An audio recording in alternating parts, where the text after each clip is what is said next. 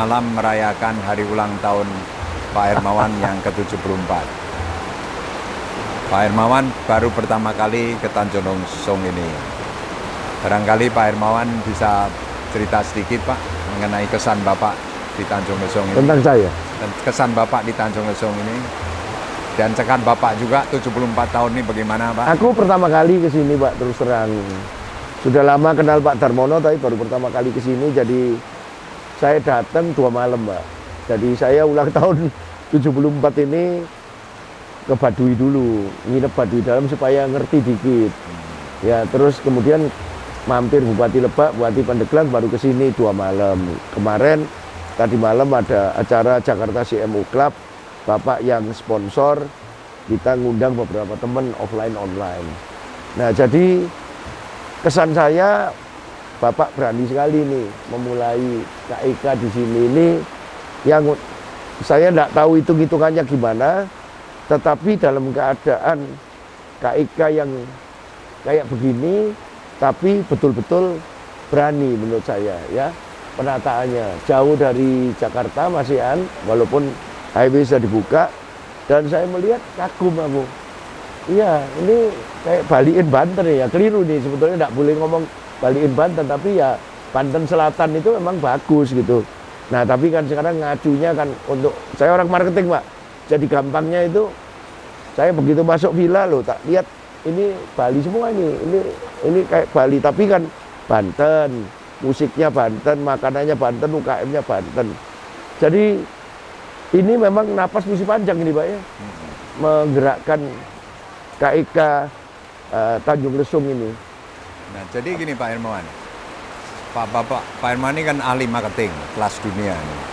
Jadi saya mau tanya Pak Hermawan, bagaimana Pak strateginya memasarkan kawasan ekonomi khusus Tanjung Lesung ini ke seluruh dunia untuk mereka itu mau membangun hotel-hotel bintang 5 di sini, bangun theme park, bangun shopping mall, bangun marina, bangun kebun binatang, bangun universitas, bangun rumah-rumah jompo di sini, wellness center, dengan tempat yang begini indah ini Pak. Bagaimana strateginya Pak Hermawan? Kira-kira menurut Bapak? Ya, kalau pariwisata kan biasanya kan Pak Arif Yahya juga sering ngomong ya 3A itu toh. Akses, beres, atraksi, sama amenities. Ya, itu kan yang Bapak mau tarik itu kan sebetulnya kan juga amenities itu Pak. Dan sekaligus atraksi. Nah, akses itu memang mesti ada dulu, akses itu. Memang tidak menjamin kalau ada akses itu bahwa amenities yang ada itu pasti sukses. Seperti kita tahu Nusa Dua juga tidak semudah itu kan. Ya, tapi kan pertama gitu dulu ya. Dan tunjangan mesti kuat untuk akses. Nah, akses kemarin sudah mulai diresmikan oleh Presiden. Jadi ini menimbulkan harapan baru. Jalan tol sudah diperpanjang. Ya, untuk dipakai memasarkan kepada para pengusaha kelas dunia, pengusaha lokal atau luar, dengan mengingatkan. Kalau saya sus gini Pak. Jadi pandemi ini sus 2020 turun, ini relief, semua pemerintah 21, 22 recovery Pak. Recovery itu bukan pemerintah, investment mestinya. Sekarang ini waktunya invest. Kalau 22 telat, 23 sudah bingung pemilu. 24, 25 pemerintahnya masih baru. 22, 25 itu 3 tahun yang tak namai reform, baru rise itu 225, 30. Ya. Jadi ini cocok sama 2030 Pak. Jadi sebetulnya kalau secara sus, pandemi ini cocok. Nah, sekarang ini kita yakinkan orang, akses sudah dibuka loh. Jadi sekarang gimana? Kita ini kan waktunya investment kalau lihat sus ini. Nah, sekarang kan gini, jangan tunggu nanti selesai, telat. Investment tuh dari luar negeri tentu kan selalu bertanya Pak. Kepastian hukum di Indonesia, stabilitas politik. Di sini kan menganut negara demokrasi yang tiap 5 tahun ganti pemerintahan, ganti presiden lah Pak ya, ganti kepala bupati juga, ganti gubernur juga tiap 5 tahun. Nah, bagaimana kepastian hukum itu bisa dijamin Pak? Ya itu makanya untuk orang invest itu amenities dan attraction ini memang nggak bisa jalan sendiri, Pak. Pariwisata itu kan industri yang menurut saya satu-satunya industri ya yang kompleks, yang harus melibatkan masyarakat, masyarakatnya siap apa enggak. Bapak masuk sini ini kan luar biasa.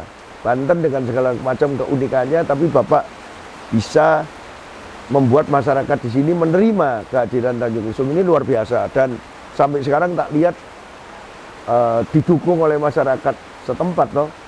Kedua, memang bukan masyarakat, ada dua, Pak, menurut saya, masyarakat sama yang punya power. Jadi power sama yang punya power kan pemerintah, Pak. ya, political legal sama social culture. Bapak pegang social culture-nya.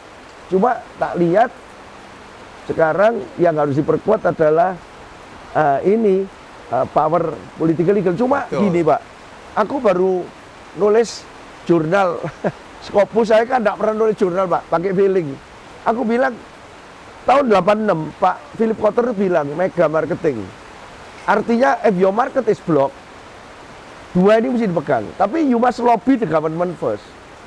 Baru social culture. Kalau sekarang menurut aku tahun 2020 itu social culture dulu karena social media, tuh, Pak. Kalau social culture-nya betul-betul mendukung, pemerintah itu terpaksa mendukung siapapun presiden tahun 2024 pemerintah. Jadi itu shortcut menurut saya ini, daripada sekarang nggak jelas 2024 kayak apa, masihan hubungan Tanjung Lesung dengan masyarakat setempat ini yang mesti diperkuat. Kalau masyarakatnya menjamin siapapun pemerintah pusatnya nanti kita akan bersama-sama, itu biasanya investor lebih tenang, Pak.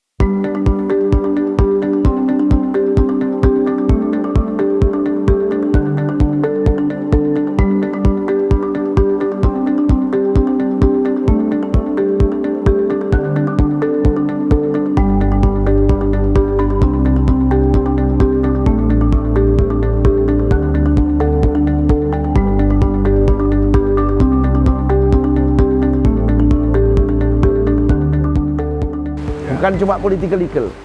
Ya, kalau negara yang satu partai seperti Vietnam, seperti Cina, ya memang lebih jelas. Tapi dalam keadaan negara demokratis seperti kita, aku baru pulang dari Amerika sebulan, Pak. Saya lihat state-state itu kan macam-macam negara serikat, toh. Sekarang presidennya Biden kan setengah mati juga sudah Trump kayak gitu. Itu tergantung social culture-nya, Pak. Kalau social culture-nya kompak menerima, sebuah perusahaan itu akan dipindah ke situ, Pak.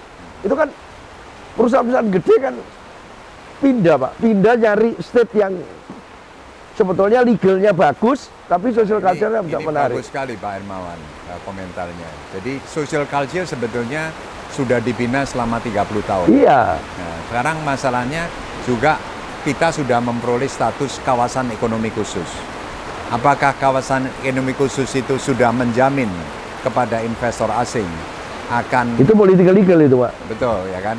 Apa menjamin bahwa pasti kalau di sini ganti-ganti pemerintahan tetap akan peraturannya sama, stabil. Itu menurut Pak Hermawan gimana, Pak? Ya makanya social culture ini mesti diperkuat terus, Pak, paling enggak. Karena political legal itu kan enggak terlalu bisa dipegang, Pak. Sekarang buktinya, Bapak punya 3 KEK. Kalau dari ngobrol-ngobrol sementara aku enggak jelas, Pak, ya. Tapi kelihatan bahwa pelaksanaan KEK itu tidak semudah itu kan. Tergantung political legal daerah masing-masing. Bahkan bukan provinsi tok, tapi kabupaten kota. Nah, boleh saya cerita sedikit, Pak? Social culture-nya ini yang harus diperkuat terus, Setuju, Pak. Pak. Setuju. Boleh saya cerita sedikit yang mengenai KEK di Kendal, Pak? KEK Kendal itu dari 3 KEK kita paling sukses. Dari Tanjung Lesung, Kendal, dan Morotai. Kenapa Kendal itu sukses? Karena Kendal itu joint venture dengan Sembcorp dari Singapura, Pak, yang BUMN-nya Singapura. Sehingga dari B2B menjadi persepsinya ini G2G. Ini joint venture antara pemerintah Indonesia dan pemerintah Singapura di Kendal. Maka confidence para investor menjadi meningkat, Pak. Waktu itu Prime Minister sama Presiden datang, ya? Meresmikan, Pak. KEK itu diresmikan oleh kedua pimpinan negara tersebut. Nah, ini Pak, sehingga peran pemerintah kan juga sangat penting.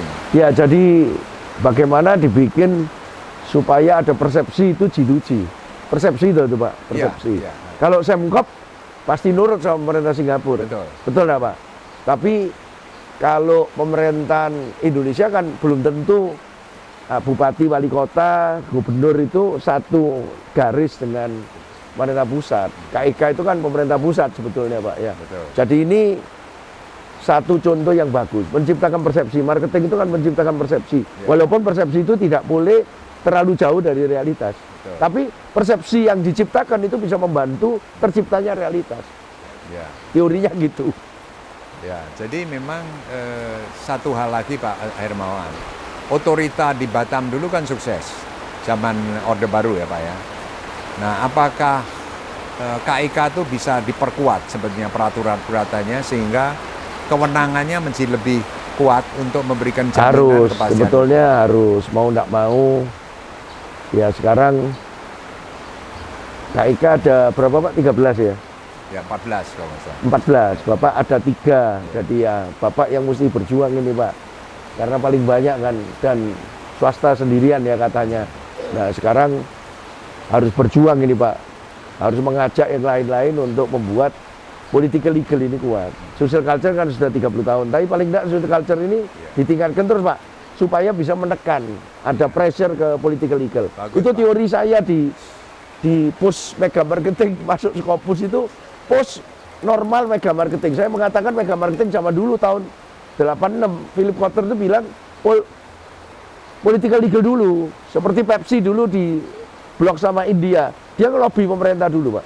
Nanti orang India itu nurut, terimaan Pepsi, jangan lokal tok untuk keseimbangan. Tapi kalau sekarang dengan adanya internet, sosial media, itu menurut saya lebih kuat social culture. Ya, Kan setuju Pak. Jadi social culture penting sekali kan. penting. Nah mungkin Kayak gini-gini ini penting Pak. Ya. Ini supaya masuk ke banyak, kalau orang itu terus kemudian setuju, orang itu merupakan soft pressure itu Pak. Soft Betul. pressure pada political legal. Nah sekarang Bapak lihat kalau dari social culture, Bapak lihat di Tanjung Sung ini, menurut Bapak benefits apa yang diperoleh oleh masyarakat Kabupaten Pandeglang, masyarakat Provinsi Banten, dan masyarakat Indonesia Pak?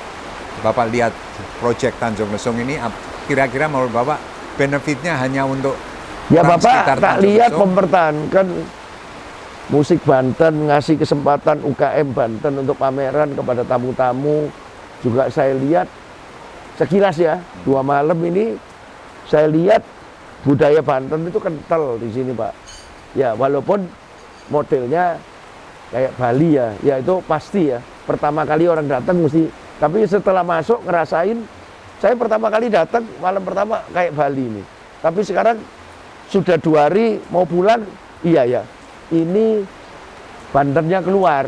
Ya tadi kita breakfast ada musik, ada tadi malam ada tarian, ada macam-macam budaya ini keluar. Kedua mungkin kan pemerintah ini mempertahankan budaya Banten tidak boleh sendirian Pak, mesti ngajak swasta. Kedua aku lihat ya pemberian pekerjaan itu klasik ya. Ketiga pembayaran pajak dan sebagainya dan sebagainya. Tapi yang penting adalah menurut saya selalu orang lokal itu kan takut local wisdomnya hilang Pak. Kalau local wisdom itu dipertahankan, bahkan diundang masuk untuk memberikan lebih banyak local wisdom, dengan mengundang orang luar menyaksikan local wisdom dari tokoh-tokoh di Banten, menurut saya kok orang luar akan menghargai Banten, dan orang Bantennya sendiri merasa ya kehadiran KPK ini, KIK ini akan sangat bermanfaat untuk Ya, jadi Pak Herman, Banten lama itu kan memang kerajaan tua dulu. Yang 400 tahun yang lalu Sultan Agung Tirtayasa itu adalah yang pertama mengirimkan duta besarnya ke London. Sehingga nama Banten itu masuk dalam Oxford Dictionary sebagai Bantam. Bantam wheat itu asalnya dari ayam Banten yang bersabung dibawa ke London dulu, Pak. Jadi sebetulnya sejarahnya kan udah lama. Bantam. Bantam. Jadi kelas Bantam petinju itu ya dari sini. Dari sini Pak. Nah kalau di sini dibikin keraton Banten lama itu, kejayaan Sultan Agung Tirtayasa dihidupkan kembali di Tanjung Lesung. Ini kan satu proyek harusnya pemerintah bisa mengambil inisiatif. Kenapa kok tidak dibuat arsitekturnya dulu, Pak. Kan bisa dibangun, ini tanahnya luas, bisa dibangun satu kawasan, nggak usah nunggu pemerintah, Pak. Dibikin satu kawasan arsitektur seperti itu. Seperti saya lihat, Syahid juga di Solo mencoba di dalam hotel-hotelnya kan ada yang bekas keraton, ada yang dia bikin model gitu. Itu kan bisa mulai. Kalau itu merangsang, otomatis nanti keturunan Sultan Agung Tirtayasa akan tertarik itu. Betul, betul. Tapi kalau nunggu kan nggak bisa, Pak. Betul, ya memang. Jadi itu sudah dikerjakan hampir 20 tahun. Kita coba membentuk yayasan bersama-sama membangun Keraton Banten zaman dulu itu seperti inilah. Mungkin lebih, malah kelihatan lebih grand gitu Pak ya. Nah juga Pak Herpaman melihat nggak bahwa dibanding sama Nusa Dua itu mirip-mirip nggak fungsi Tanjung Lesung untuk membuat seluruh Banten itu bisa menjadi daerah pariwisata yang juga sisi unggulan. Ekonominya kelihatan Pak, tapi tidak perlu niru Nusa Dua kan. Karena Nusa Dua itu zaman dulu dan ketika itu kan pemerintah pusat itu lebih kuat dan sebagainya, dan kebetulan kami Makpres yang merebranding gitu Pak, dari BTDC jadi ITDC, Indonesia Tourism Development Council. Pada waktu itu saya diminta, orang Balinya nggak mau Pak, sebetulnya kan kehilangan Balinya, jadi local wisdomnya itu nggak mau. Tapi setelah kita yakinkan bahwa ITDC itu ini loh percontohan Bali ini masuk ke Mandalika, masuk ke mana-mana, akhirnya Mandalika itu kan dibawa ITDC, dan ITDC itu kan kepingin menjadi contoh kemana-mana. Nah, tapi itu selalu local wisdom itu tidak mau Pak, orang lokal itu. Nah, inilah social culture tadi Pak, kalau Tanjung Lesung itu yang memulai dulu menjadi lokomotif pembangkitan budaya seluruh Banten, itu kan mirip apa yang Nusa Dua kerjakan. Iya. Karena dengan sangat Bali di sana Pak. Iya. Makanya orang Balinya, wah nanti dulu kalau, tapi setelah dijelaskan mau, orang Bali itu kan perlu penjelasan. Betul, betul. Sebab orang asing Pak sekarang datang dari Jepang, dari Amerika, dari Belanda, datang ke Banten itu kan belum melihat satu tempat yang bisa merasa aman, nyaman, ya, dan feeling at home. Nah, Tanjung Lesung kalau dibuat sekarang ini kan Pak Herman feeling at home kan di sini Pak. Ya, artinya kenyamanan, keamanan kan terjamin di sini. Walaupun 2 malam ya. Ya, baru 2 malam Pak, ya kan. Ya, tapi Banten elemen itu bisa diperbanyak Pak. Betul. Dengan arsitekturnya dulu menurut saya, arsitektur kerajaan Sultan Agung Tirtayasa itu dibikinkan satu komplek, ya sudah invest lagi, tapi kan itu masalah sudah berapa tahun Bapak berkorban untuk sini. Ya.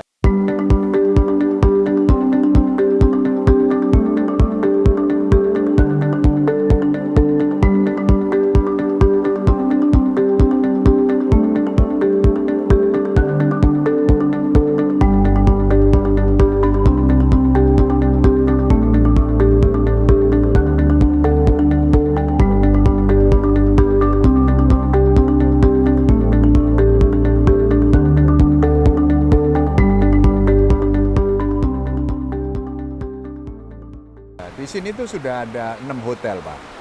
Dan salah satu yang dibangun orang Australia itu sini, Andrew James, itu mirip-mirip sama Keraton Banten Pak. Oh ini 6 hotel ini?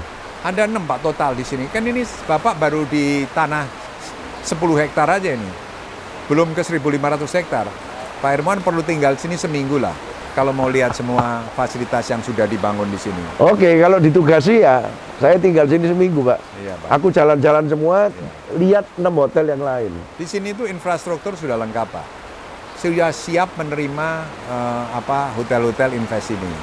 Karena dasarnya yang dibangun oleh Jababeka di sini itu adalah membangun kontainer. Untuk kontennya tuh milik Fat Home Pak. Iya, iya. Jadi kita tidak bisa membangun semua amenities sendiri Pak. Kita hanya membangun infrastruktur, menjamin keamanan, kepastian hukum di sini itu pekerjaan daripada PT Banten TDC ini Pak, atau BWJ Banten West Jawa TDC, karena dulu masih satu provinsi ya Pak, Banten dan West Jawa. Jadi itu tugasnya adalah membangun satu tempat di mana investor merasa aman, nyaman, ada kepastian hukum. Itu tugas atau selalu visi Jababeka dalam membangun begitu. Dan kita tidak ingin bersaing Pak. Bangun hotel saingan sama investor bangun hotel. Ini karena tidak ada yang mau bangun, kita bangun Pak. Tapi ini juga siap mau dijual kalau ada yang mau beli. Nah sesudah itu kita kembali menjadi kayak pemerintah lokal gitu loh Pak. Di tanah 1.500 hektar. Melindungi para investor. Tidak bersaing. Gitu Pak. Jadi kalau kita bangun amnestis, kita bersaing Pak. Jadi kita hanya membangun infrastruktur. Tapi ini punya Bapak kan ya? Kenapa Pak? Ini punya Bapak kan? Ya, Hotel ini punya Jababeka ini Pak. Ini punya Jababeka. Ini dibangun tahun 90. Untuk mengawali kan? Untuk mengawali. Sama Mandalika juga untuk mengawali Betul. duluan. Nusa Dua juga Pak. Diawali sama Garuda dulu dengan hotelnya. Tapi sesudah itu kan Sheraton masuk. Tapi Hyatt masuk. ya Bali is Bali Pak. Mau suka tidak suka, Bali brand itu sudah mengangkat sendiri. Betul. Jauh lebih gampang. Sampai sekarang orang bilang Bali oversupply, tapi masih tetap invest itu lebih senang di Bali Pak. Betul. Nah ini jadi ini apa branding itu is not about kawasan branding kalau sendirian, tapi kan mestinya di luar kawasan ini provinsinya sendiri. Dengar Banten itu kesannya apa dari luar? Apakah Banten sama Jawa Barat itu masih kalah awareness-nya? Sesudah itu kalau awareness-nya naik, terus appealing-nya apa Banten itu? Oh ada Krakatau, oh Krakatau punyanya Lampung ternyata, walaupun dekat dari sini. Oh ada apa lagi? Negara di atas awan itu dekat Lebak, nah, lihat itu kalau semakin orang bikin itu juga ada untungnya Pak. Oh iya. Di sekitar kita. Betul. Itu untuk kayak pasar malam itu. Penjual pisang goreng di sebelah pisang goreng lain jadi kawasan pisang goreng, jadi orang nyari pisang goreng di situ kan. Betul. Jadi memang Banten ini tidak bisa sendiri. Tetangga-tetangganya ini, bupati-bupati ini mesti di lobi, ayo bikin bersama-sama. Nah, tapi ya di sini sendiri mesti bergerak. Kalau sendirian setengah mati, maaf loh, aku lihatnya Banten ini sebagai satu tempat ya masih harus berjuang Pak, karena provinsi muda kan ini. Betul. Ya memang meskipun Banten itu adalah sebetulnya halamannya Jakarta kan. Jakarta dengan penduduk 12 juta, Jabotabek 35 juta. Sebetulnya ini Tanjung Lesung atau Banten ini kan menjadi tempat di mana perluasan Jakarta, kebutuhan Jakarta semua kan disuplai dari Jawa Barat dan Banten. Nah, makanya sebetulnya Banten ini sangat dari segi geografi Pak, sangat strategis dibanding Bali. Ini jauh lebih posisinya jauh lebih strategis lah ya Pak ya. Tapi memang secara branding mengenai pariwisata itu jauh, Bali jauh lebih hebat. Nah susahnya di marketing itu perception itu seringkali lebih penting dari realitas Pak. Betul. Nah itu realitasnya, lamanya Jakarta dan sebagainya. Makanya kalau Raja-Raja Ubud bilang, sebetulnya Bali ini apa ya? Apakah pantainya terbaik? Apakah gunungnya terbaik? Akhirnya mereka simpulkan sendiri, Bali ini jadi sendiri brand itu. Mereka nggak ngerti marketing kok Pak. Yang jadi ini apa? Orang-orang asing zaman Belanda yang sebetulnya sangat sensitif kalau diundang ke sana, tapi raja-rajanya kan mau ngundang orang bule Pak. Ubud, maaf ya saya cerita banyak Bali karena saya cukup tahu Bali, Banten belum tahu saya. Keberhasilan mereka sebetulnya bukan dari pantainya bagus. Bukan. Orang bangun amenity sendiri walaupun rugi, karena sebetulnya akhirnya apa? SDM Pak. Kalau menurut Pak Hermawan, branding Ujung Kulon National Park dengan badak bercula satu itu Pak, itu kan juga satu hal yang istimewa. Harus Pak. Jadi itu kayak di Kalimantan Timur orang hutan Pak. Itu World Capital orang hutan. Tapi ya buktinya sampai sekarang yang datang baru niche Pak. Niche di sini kan niche juga. Betul. Niche artinya bukan segmen enggak, ceruk, kecil. Di sana orang Amerika yang ngerti ini Pak, yang ngerti orang hutan. Dan beruntung mereka, ada orang Amerika yang researcher orang hutan datang situ kawin sama orang Dayak Pak. Sehingga orang ini yang jadi travel agent datengin. Nah ini fanatik. Tapi mau bikin segmen itu juga susah. Iya. Padahal itu the world capital of orang hutan loh Pak. Iya. Nah badak berjula satu, Ujung Kulon, ini modal yang bisa dijual. Tapi harus ada kesepakatan di antara semua ini.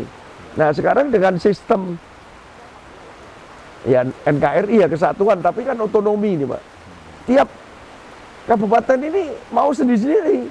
Nanti dulu provinsinya jangan Badak Berjula satu, nanti dulu gua juga punya apalagi dari tempat gua gitu. Jadi ini dari dulu Pak Jokowi itu kepengen supaya pernah ngomong pribadi, Pak ini sebetulnya kan mestinya dipersatukan TTI ini, Tourism Trade Investment, supaya slogannya satu.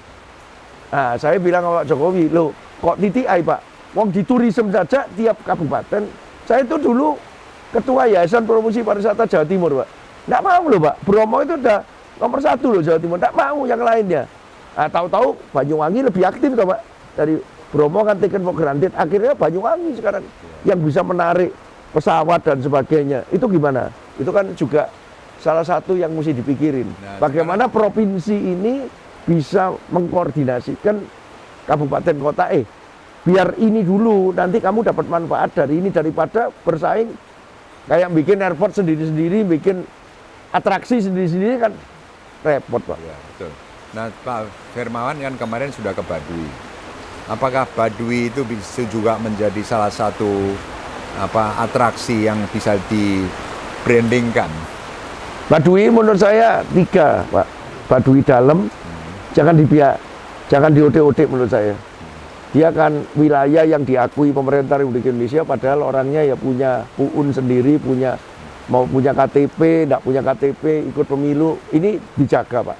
Karena ini satu-satunya di dunia, dan dia kan kepercayaan pada Tuhan Yang Maha Esa gitu ya. Jadi ini unik di dunia. Jadi Baduy, Ujung Kulon kan harus dijaga dua-dua Pak. Ya, tidak boleh. Saya enggak tahu Ujung Kulonnya belum, ya. tapi aku Baduy dalam 1. Kedua, yang Baduy luar ini saya bilang sama Bupati Lebak, mestinya untuk niche yang namanya serious adventure Pak. Aku bukan serious adventurer, jadi aku menderita. Nah, tapi aku bilang ini mesti dipertahankan. Ciboleger itu 3 jam ke Cibeo itu, kalau Cijae kan Cikesik itu cuma 1 jam, jadi ya mesti dijaga. Tapi di luarnya Ciboleger sama Cijae ini mesti dibikin yang untuk yang pura-pura jadi adventure seperti saya. Kepingin gini, tapi enak, tetap enak, tapi enggak kawasan gini. Nah, terus yang ketiga, halamannya seluruh Banten, Pak. Ya, jadi ada 3 segmen. Kita sekarang ini udah bicara 3 tempat yang menarik kan, Pak. Satu adalah Keraton Banten Lama di Cilegon, kedua adalah Ujung Kulon, ketiga adalah Baduy, ya Pak. Itu 3 ada di Provinsi Banten. Yang Krakatau di Provinsi Lampung, ya Pak. Nah itu udah. Tapi tadi Pak Hermawan juga menyebutkan TTI Pak, trade, kan ada trade Pak ya. Yeah. Nah Sunda ini Pak, Sunda Strait atau Selat Sunda, itu adalah salah satu selat terpenting, 6 terpenting di dunia Pak. Jadi yang Suez, Panama, Selat Malaka, terus keempat itu Selat Sunda Pak. Ini ada jalur perdagangan dari Singapura kalau menuju Australia, ya, dan juga kalau dari Singapura mau balik ke arah India, Pak, itu harus lewat Selat Sunda, kemudian balik menyusuri pantai barat dari Sumatera. Jadi Selat Sunda ini sangat potensial untuk trade, Pak. Nah, kalau di Labuan, di Tanjung Lesung itu ada pelabuhan-pelabuhan besar untuk mengakomodasi keperluan perdagangan tadi Pak.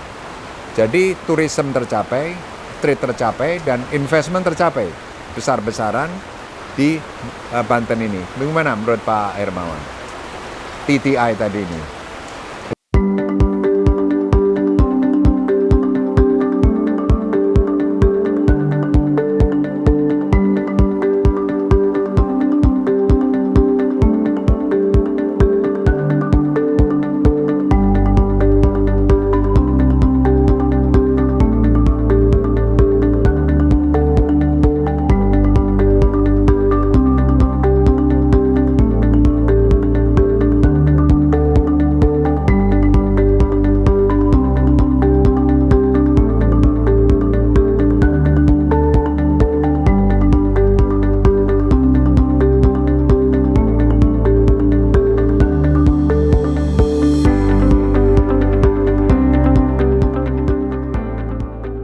Iya, sekarang geopolitik dunia ini kan lagi goyang ya. Tahu-tahu China sekarang jadi superpower baru, bersaing sama US kan, Pak. Dan saya dengar China ini berusaha merubah peta ini ya.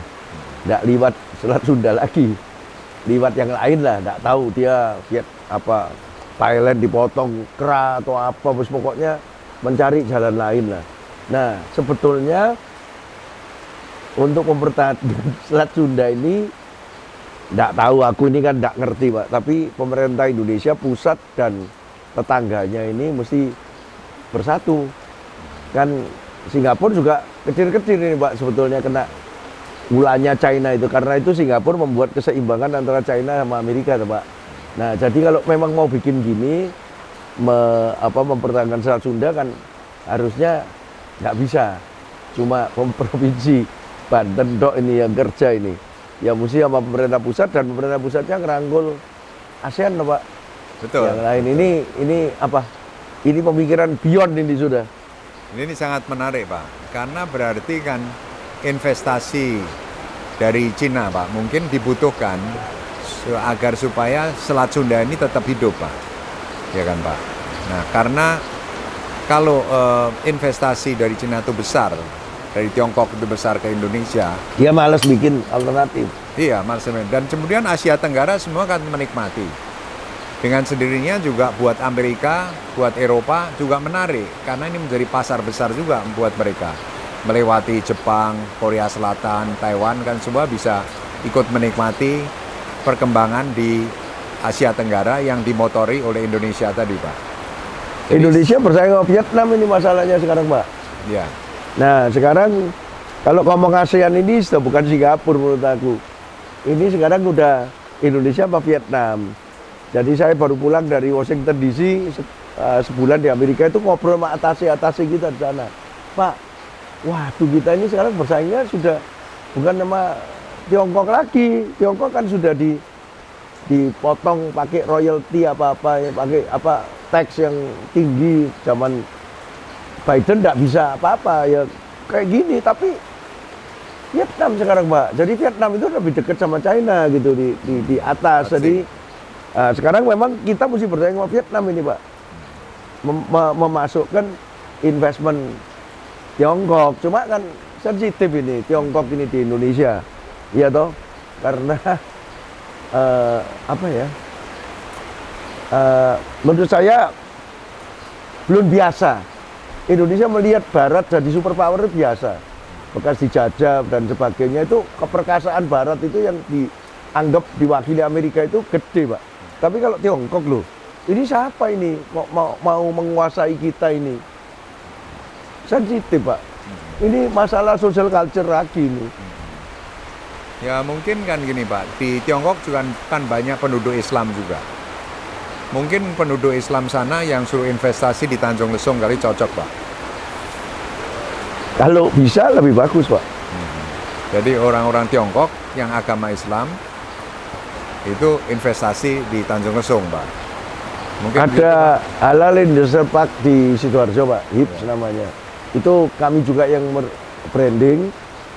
Itu memang tak lihat Pak Johan Teja itu berhasil mendatangkan satu pabrik di China untuk untuk invest di Halal Industrial Park. Memang tujuannya bikin produk halal dari China yang lebih dipercaya nanti dari Indonesia.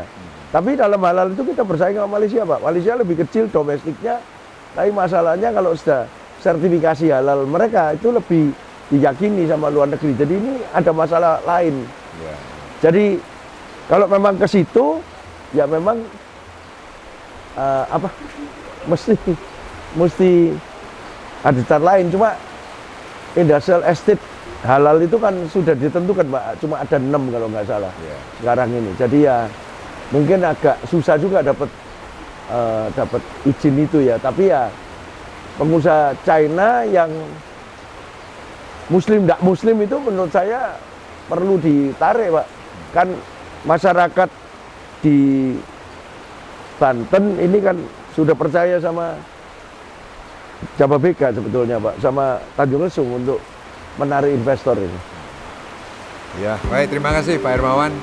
untuk waktunya yang berharga ini, dan sekali lagi selamat ulang tahun, panjang umur, Terima kasih. sehat selalu Pak Terima kasih, Hermawan. Pak. Terima kasih.